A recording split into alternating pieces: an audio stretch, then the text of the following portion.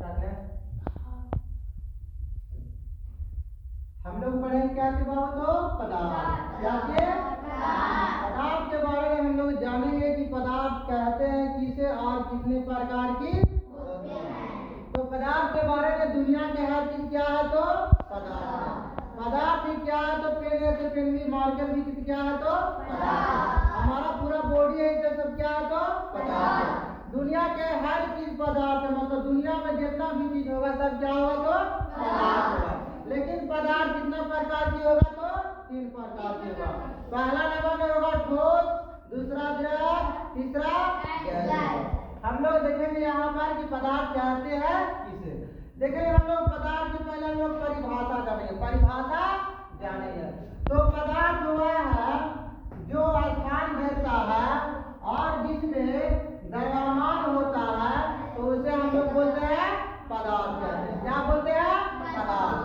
देखो बाबू, मतलब द्रव्यमान के मतलब होता है उसका कुछ न कुछ क्या होगा तो वजन होगा। क्या होगा? वजन होगा, उसी को हम लोग बोलते हैं द्रव्यमान। जैसे मतलब मान लो ये क्या है तो 1 kg। क्या है? 1 kg है तो 1 kg है बाबू जी। क्या है तो द्रव्यमान है। क्या है? द्रव्यमान है। अब इसका कुछ आयतन है और आकार क्या है इसका है, तो वैसा का हम लोग बोलते हैं क्यों जी तो पदार्थ बोलते हैं। पदार्थ के हम लोग कितने भागों में बांटे हैं तो 3 भागों में। पहला नंबर ठोस होता है, दूसरा द्रव होता है, तीसरा होता है तो गैस होता है। क्या होता है? गैस। ठोस पदार्थों को आकार और आयतन दोनों का होता है बाबू तो निश्चित होता है। क्या होता है? निश्चित। देखो ठोस पदार्थ के आकार और आयतन दोनों निश्चित होता है, उसे हम लोग बोलते हैं ठोस पदार्थ। उसे बोलते हैं हम लोग ठोस पदार्थ। लेकिन द्रव पदार्थ में आकार और आयतन क्या होता है? अनिश्चित होता है। सुनेगा ध्यान से, सुनेगा ध्यान से फिर से कि द्रव का आयतन क्या होता है?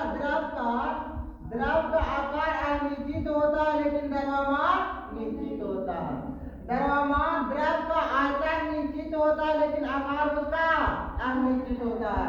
जैसे मान लो यहाँ पर थोड़ा सा मान लो कि 1 लीटर हम लोग का ले लिए बाबू तो जल ले लिए। 1 लीटर हम लोग का ले लिए 1 लीटर हम लोग जल ले लिए। इसको अगर गिलास में रखेगा तो इसका आकार क्या होगा?